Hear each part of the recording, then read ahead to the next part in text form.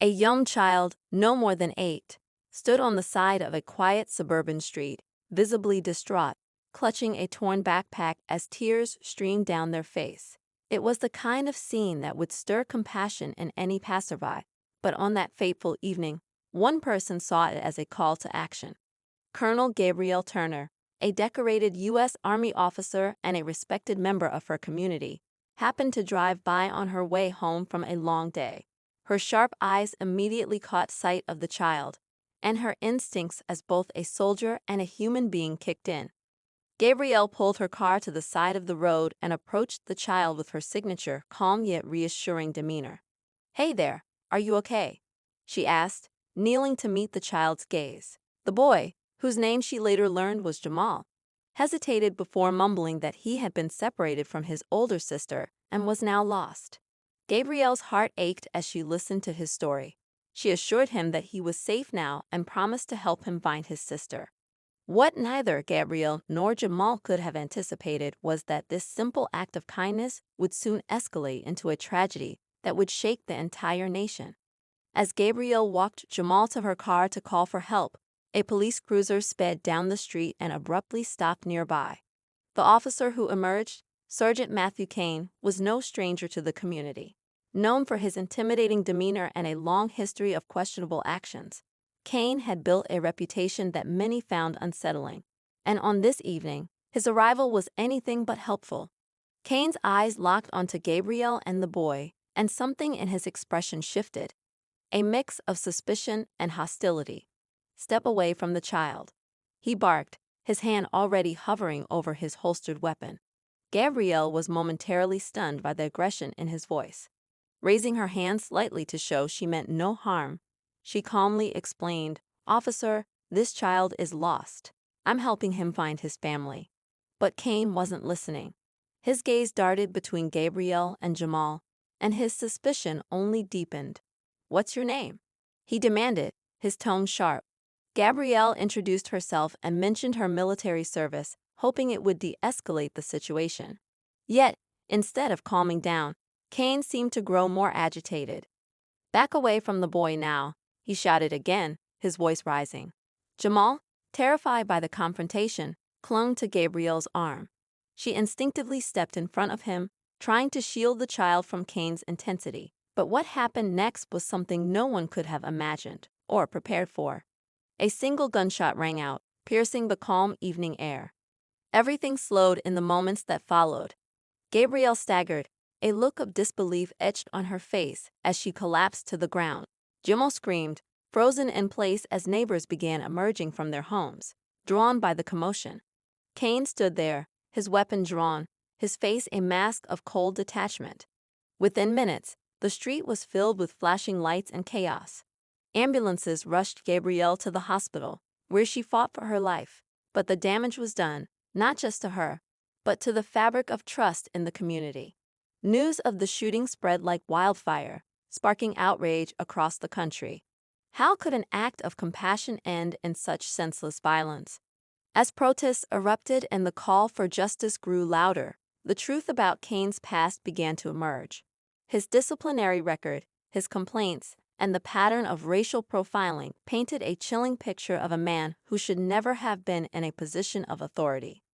But for Gabrielle, her family, and the little boy she tried to protect, the journey was far from over. While she survived the attack, her life was forever changed, and as the nation watched, a legal battle unfolded that would test the limits of accountability and justice.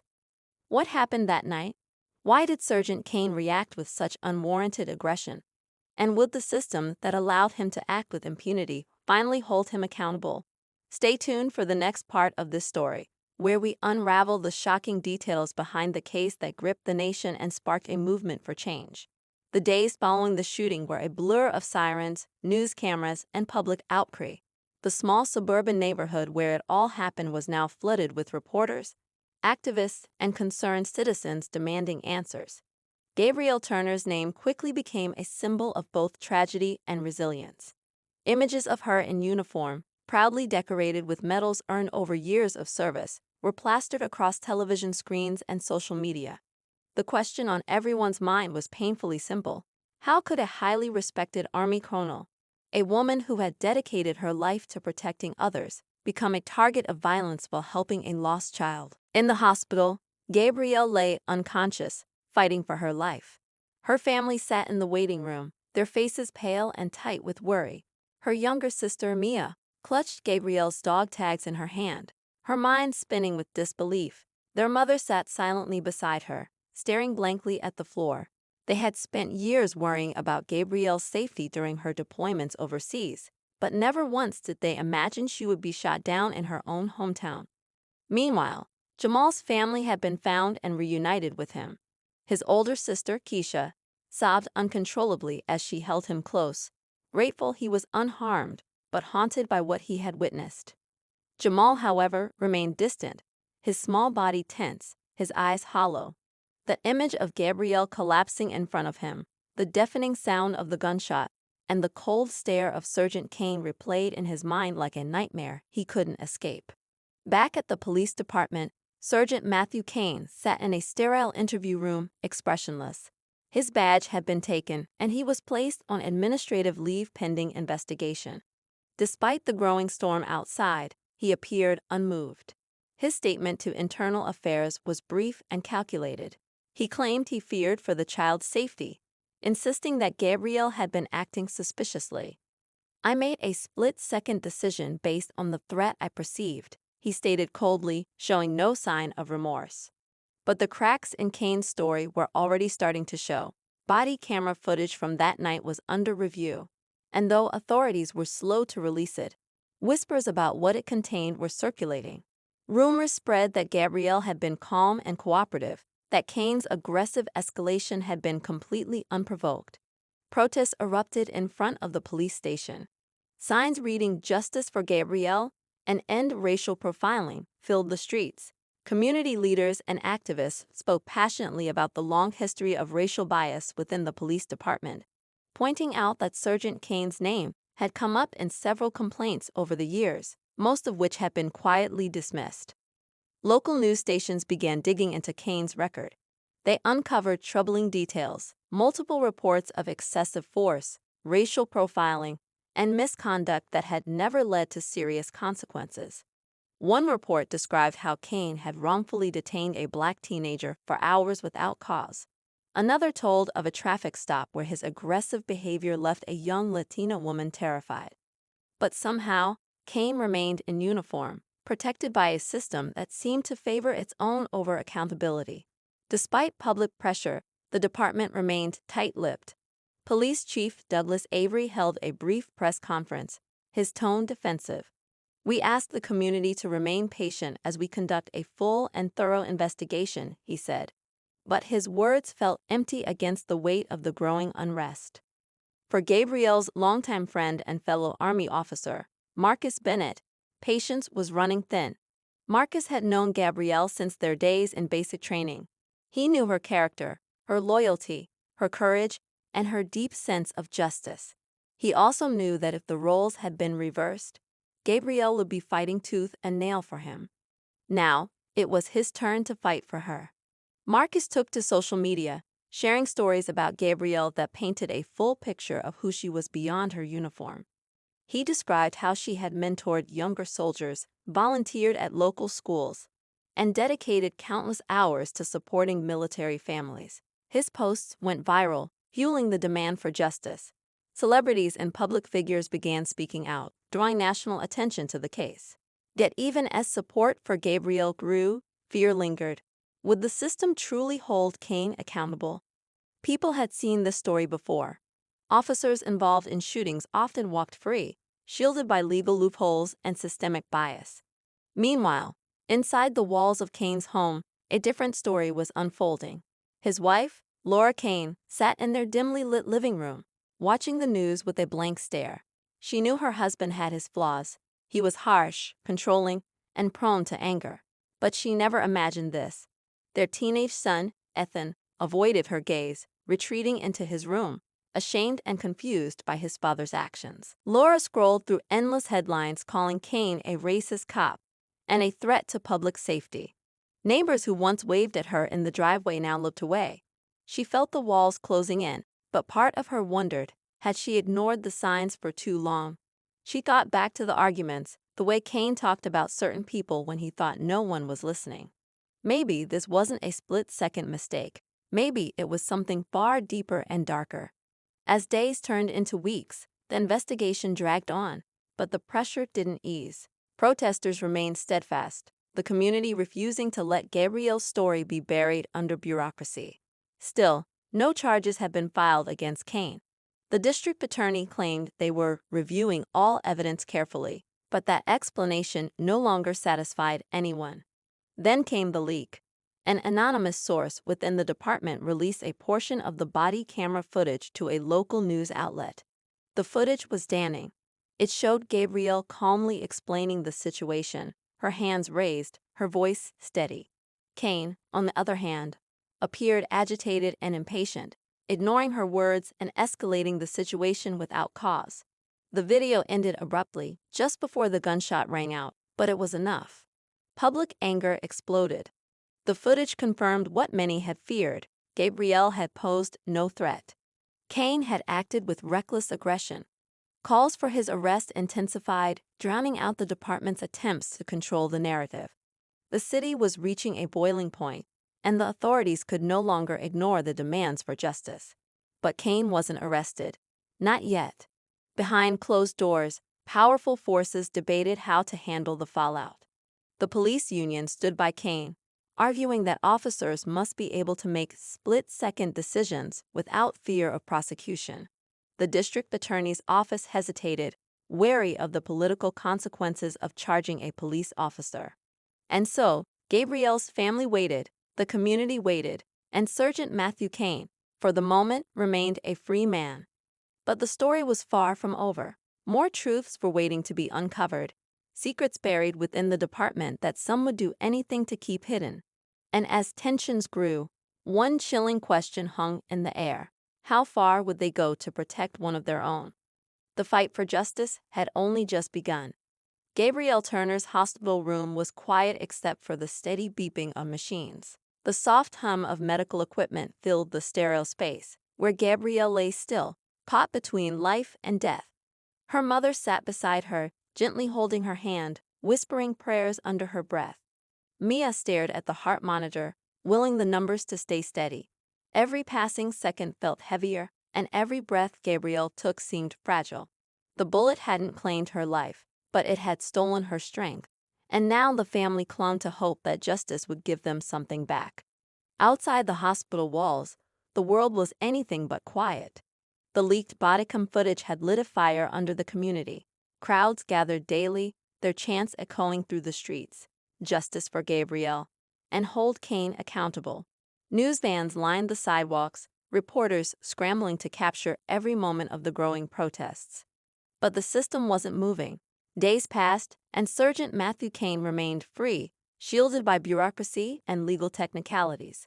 The district attorney, Leonard Grant, faced mounting pressure but treaded carefully. He had built his career on being tough on crime, but prosecuting a cop, especially one backed by the powerful police union, was a risk he wasn't ready to take. Behind closed doors, meetings dragged on, debates circling around evidence, public perception, and political consequences. In his office, D.I. Grant stared at the footage again. The paused frame of Gabrielle with her hands raised burned into the screen. He knew the evidence was damning, but the fear of losing a high-profile case paralyzed him. He wasn't ready to make a move. His advisors warned him that going after Kane could backfire. But deep down, Grant knew the truth. Doing nothing would be far worse. Meanwhile, Marcus Bennett wasn't waiting around. Gabrielle's best friend and fellow Army officer had become the voice the public needed. He organized marches, spoke at rallies, and used every media platform to call out the corruption festering in the police department. His posts weren't just going viral, they were shaking people awake. He talked about Gabrielle not as a victim, but as a hero, a leader who stood for everything right and good. But Marcus wasn't just fighting for Gabrielle in the streets. He was digging deeper, determined to expose Sergeant Kane for who he really was. Through contacts in the military and local law enforcement, Marcus discovered that Kane had been protected for years. Complaints of misconduct were quietly dismissed. Officers who raised concerns were silenced or reassigned. One name kept coming up: Lieutenant Charles Rawlings, retired now, but once Kane's direct supervisor. Rawlings had a reputation for protecting his own. Marcus tracked him down, confronting him at his suburban home. Rawlings, older now but still carrying himself with authority, wasn't surprised to see him. "I don't have anything to say," Rawlings muttered, ready to shut the door. But Marcus held firm. "You knew what Kane was capable of. You covered for him. People suffered because of it." Rawlings paused, the weight of the accusation hanging in the air. For a flicker of a second, something like guilt crossed his face, but then it was gone. "You think you know how the system works? You don't. It's bigger than Kane, bigger than me." The door slammed shut, but Rawlings' words stuck with Marcus. This wasn't just about one officer making a fatal decision. This was about a system built to protect men like Kane, a system that silenced complaints, buried evidence, and allowed officers with dangerous records to keep their badges. At the same time, Kane wasn't as untouchable as he pretended to be. Inside his own home, the walls were closing in. His wife, Laura, had stopped defending him. Their son, Ethan, barely spoke to him, retreating into silence. Laura's eyes followed every news report, every protest, every leaked detail, and doubt gnawed at her. She started noticing little things: how Kane flinched when certain names came up on the news, how he avoided conversations about Gabrielle.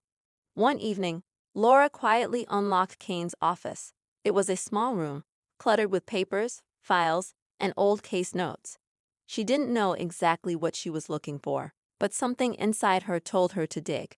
In a locked drawer, she found an envelope filled with reports, internal complaints against Kane.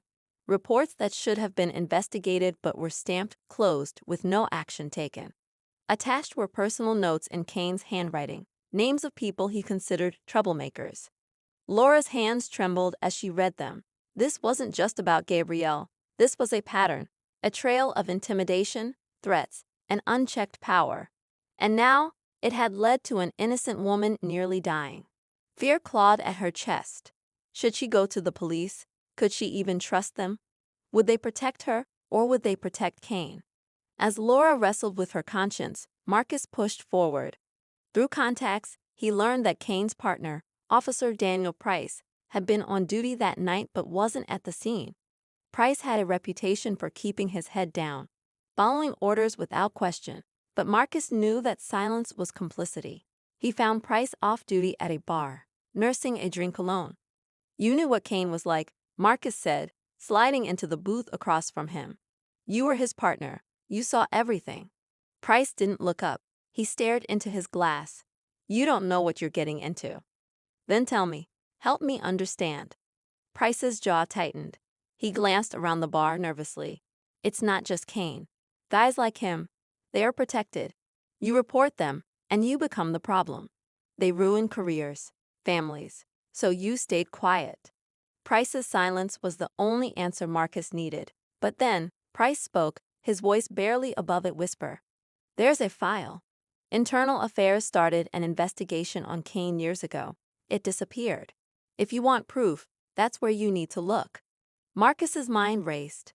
Internal Affairs. If he could find that missing file, it could blow the entire case wide open. But Kane was watching too. Word had reached him that Marcus was digging, that Laura had been distant, and that the protests weren't stopping. The walls were closing in. Kane wasn't about to lose everything. Not now. Not ever. And in the shadows, people who had protected him for years began to stir, realizing that their secrets were closer to being exposed than ever before. The fight for justice wasn't just about Gabrielle anymore. It was about dismantling a system designed to protect the powerful and silence the truth. And as the lines between right and wrong blurred, one thing was clear: this battle was far from over. The city felt like it was on the edge of something explosive. Every night, the crowds outside the police station grew larger, their voices louder, their signs bolder. "Justice for Gabrielle," and "No more killer cops," echoed into the night, blending with the flashing lights of news cameras and police vehicles. The tension was suffocating, like a storm waiting to break. People were angry, but more than that, they were afraid. Afraid that once again, justice would slip through their fingers. Inside his darkened office, Marcus Bennett stared at the stack of documents spread across the desk.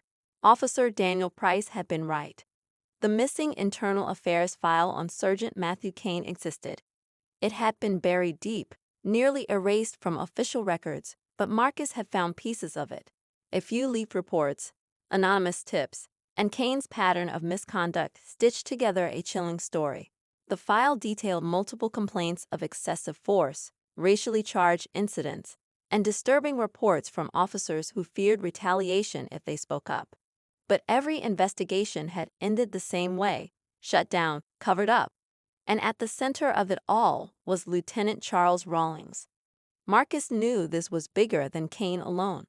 Rawlings had used his rank to protect Kane, bending the system to keep him in uniform. But Rawlings hadn't acted alone. There were others, higher-ups, who allowed this culture to thrive. Marcus felt the weight of it pressing down on him. If he didn't move fast, this evidence could disappear for good. But Marcus wasn't the only one feeling the pressure. Sergeant Kane sat alone in his dark living room, staring at the flickering images on the television. Protesters filled the screen, shouting his name like a curse. His grip tightened around the glass in his hand, knuckles white. He could feel control slipping away. His wife barely spoke to him now, and his son wouldn't even look at him. The department wasn't offering protection anymore. He was on his own, and the walls were closing in fast. He had heard whispers that Marcus Bennett was getting too close, that Gabrielle's family was preparing to sue the department, that the district attorney might finally bring charges. Kane couldn't let that happen.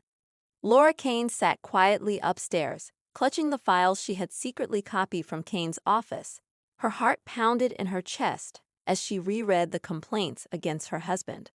For so long, she had ignored the signs, convincing herself that Kane was just under stress, that his anger was temporary. But now, seeing the reports with her own eyes, the truth was undeniable.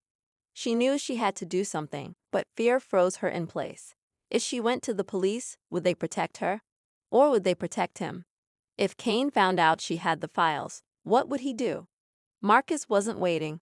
He reached out to a trusted investigative journalist, Nana Torres, who had been covering police corruption for years.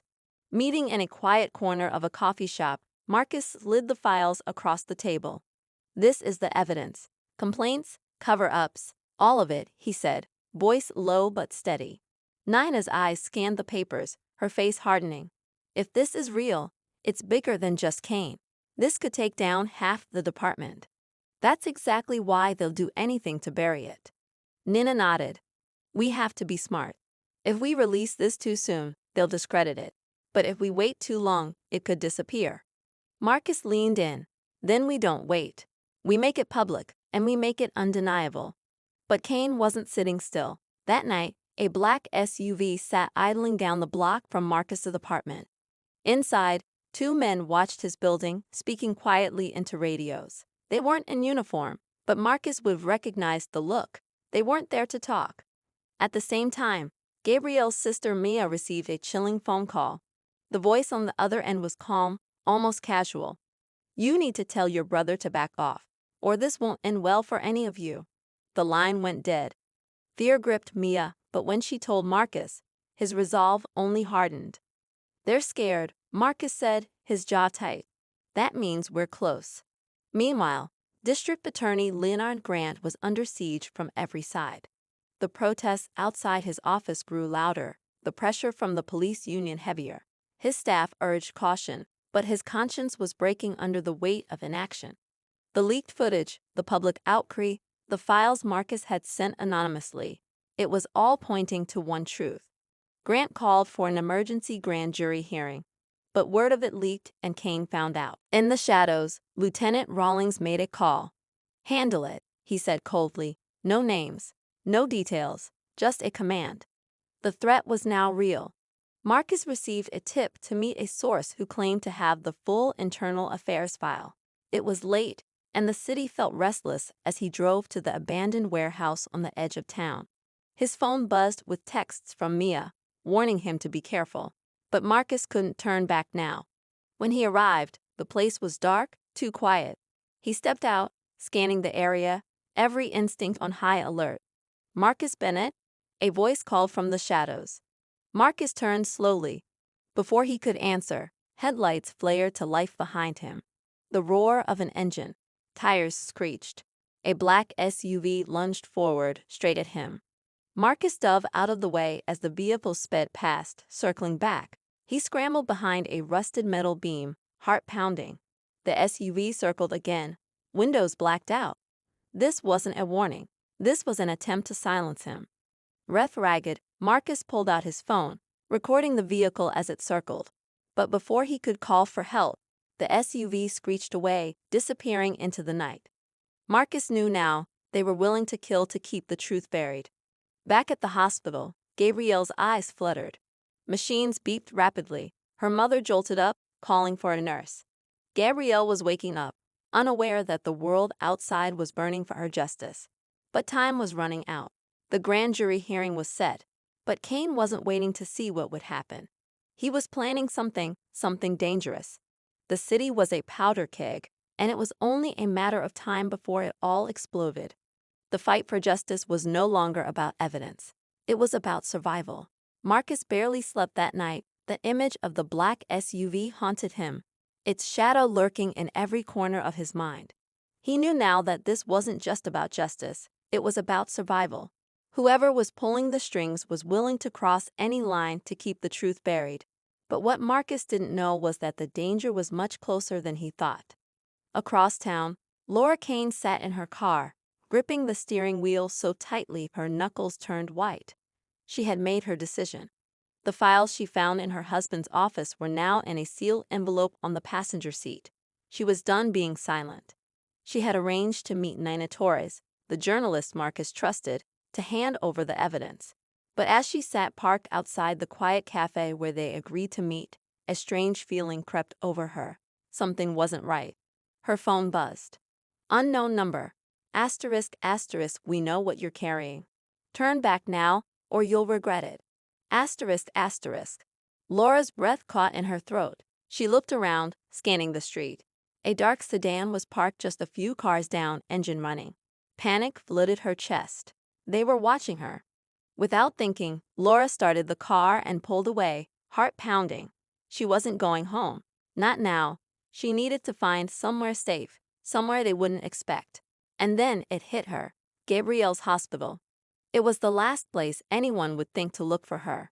Meanwhile, Marcus was racing to get to DA Leonard Grant. He had to push him to act before it was too late, but when he arrived at the district attorney's office, the building was swarming with police. Yellow tape cordoned off the entrance. Marcus pushed through the crowd, grabbing the arm of a bystander. "What happened?" he asked, voice tense. "They're saying someone broke into the DA's office last night, ransacked the place. Files are missing." Marcus's stomach dropped. This wasn't a coincidence. Inside the office, DA Grant stood in disbelief. His private office was torn apart, drawers pulled out, papers shredded, and the safe where he kept sensitive files had been forced open. The file Marcus had anonymously sent him on Kane was gone. "This was a professional job," one of the detectives muttered. "No cameras caught anything. Whoever did this knew exactly where to look." Grant rubbed his temple, realizing the walls were closing in. "They're not just trying to stop the case," he said quietly. "They're erasing it." Marcus's mind was racing. If the DA's office wasn't safe, no one was. Then his phone rang. It was Mia. "Marcus, Laura Kane is here, at the hospital. She says she has something important. She looks terrified." Marcus froze. Laura had the missing pieces, but Sergeant Kane was already moving. He knew his wife had betrayed him. He had found the empty drawer in his office, the files gone. Rage boiled under his skin. But it wasn't just anger, it was fear. If those files went public, it wasn't just his career on the line, it was everything. Kane made a call to Lieutenant Rawlings. "She has the files," Kane growled. "I need this handled now." But Rawlings didn't respond immediately. He was quiet, weighing the situation. "We've protected you for years, Kane," Rawlings said coldly, "but you're becoming a liability." Kane's grip tightened on the phone. "What does that mean?" he demanded. "It means you're on your own now." The line went dead. For the first time, Kane felt something he hadn't in years: panic. He wasn't being protected anymore. At the hospital, Laura sat in Gabrielle's quiet room, clutching the envelope. Mia paced nervously, trying to understand the full weight of what Laura was about to reveal. "You need to get this to the press," Laura whispered, sliding the envelope toward Mia. "Names, dates, reports. It's all there. They've covered up everything for years." Before Mia could respond, the hospital lights flickered. Marcus burst through the doors, breathless. "We need to go. Now." But it was already too late. A fire alarm shrieked, and the hospital staff scrambled in confusion. But Marcus knew this wasn't a drill. "They're here," he said, eyes darting toward the hallway. Down the corridor, two men in maintenance uniforms moved purposefully, their faces unreadable. They weren't hospital staff. Marcus grabbed Laura and Mia. "We have to move." They bolted out of the room, weaving through the panicked crowd. But the men followed, their steps steady, unhurried. Marcus led them into the stairwell, taking the steps two at a time. "They're after the files," Marcus panted. Laura's eyes were wide with fear. "Who are they?" Mia cried. "The same people who broke into the DA's office," Marcus said grimly. "They're here to silence us." Meanwhile, Gabrielle's heart monitor beeped steadily in her room, unaware of the chaos unraveling around her. But something else was happening. Back at the police station, a rookie officer named Elena Cruz stumbled upon something that wasn't meant to be found. An old, archived hard drive, misfiled and gathering dust, contained audio recordings from years of internal affairs interviews. Elena, curious, plugged it in, listening to bits and pieces. One recording caught her attention. It was Sergeant Kane, in a closed-door meeting with Lieutenant Rawlings. Rawlings's voice was low but clear. "If this gets out, it's not just you, Kane. It's all of us. You understand that?" Kane's response was chilling. "I understand. Whatever it takes." Elena's hands trembled. This was proof, direct evidence of the cover-up. But as she turned to report it, she noticed something. Her supervisor was watching her closely from across the room. She quickly copied the file onto a USB and slipped it into her pocket. She needed to find Marcus. Now the pieces were falling into place, but time was running out. Sergeant Kane was desperate. The police department was cracking. The DA was paralyzed. And the truth was seconds from being lost forever. But none of them knew that Gabrielle Turner was awake. Her eyes fluttered open, slowly adjusting to the dim hospital light. And the first word she whispered was, "Kane." Marcus's heart pounded as he led Laura and Mia through the dimly lit hospital corridors. Every shadow felt like it was watching them, every sound like a threat. The men in the maintenance uniforms weren't far behind. Marcus knew they weren't here to scare them. They were here to make sure the truth never saw the light of day. "We need to get to the parking garage," Marcus hissed, gripping Laura's arm. Laura clutched the envelope to her chest, knowing it was the key to everything. But just as they turned the corner, Sergeant Kane stepped into their path. His face was pale, his eyes burning with desperation. He wasn't in uniform anymore, just a man stripped of his power, clinging to whatever control he had left. "Laura," Kane's voice cracked, "give me the files." Laura froze, fear locking her in place. Marcus stepped forward, shielding her. "It's over, Kane," Marcus said firmly. "You're done." But Kane shook his head slowly. "No, you don't understand. If this gets out, it's not just me. The whole department, the city, it'll burn." "That's not our problem," Marcus snapped. Kane's hand twitched near his waistband, and for a split second, Marcus thought he was reaching for a weapon. But Kane hesitated, his breath ragged. Then, a voice echoed from behind them. "Drop it, Kane." Officer Elena Cruz stood at the end of the hallway, her gun drawn, her hands steady. "I have proof. I heard everything. The cover-ups, the threats. It's over." Kane's eyes darted to her, then back to Marcus. He was cornered. But Kane wasn't done yet. "You think you've won?" Kane sneered. "You don't even know who you're dealing with." Suddenly, one of the men in the maintenance uniforms lunged forward, pulling something from his jacket. Marcus barely had time to react before a gunshot rang out. The man dropped, clutching his leg. Elena had fired first. Chaos erupted. Marcus grabbed Laura and Mia, pulling them toward the stairwell. Elena moved in, covering them. Cain vanished into the confusion, disappearing down another hallway. In the parking garage, Marcus fumbled with his keys, shoving Laura and Mia into the car. "We're going to the news station," Marcus said, his voice sharp. "They won't be able to stop this once it's live." But as they sped out of the garage, Marcus's phone buzzed. Unknown number. Asterisk asterisk. You think it ends with Cain? Look deeper. Asterisk asterisk. Marcus's grip on the wheel tightened. "What does that mean?" Mia asked, panic creeping in. Marcus didn't answer. His mind was racing. Meanwhile, back in the hospital, Gabrielle Turner was awake, fully awake now. Her mind was foggy, but she remembered everything. The sound of the gunshot, the face of Sergeant Cain, and something else. A second voice. Not Cain's. Gabrielle's nurse leaned over her. "Miss Turner, you're safe now. The police are here."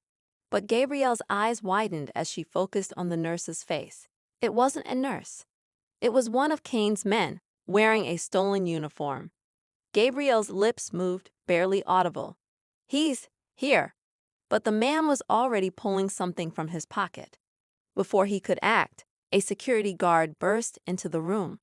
The man bolted, shoving the guard aside. Gabrielle's weak hand gripped the call button, alarms blaring through the floor. The hospital was in lockdown now. At the news station, Marcus slammed the car into park.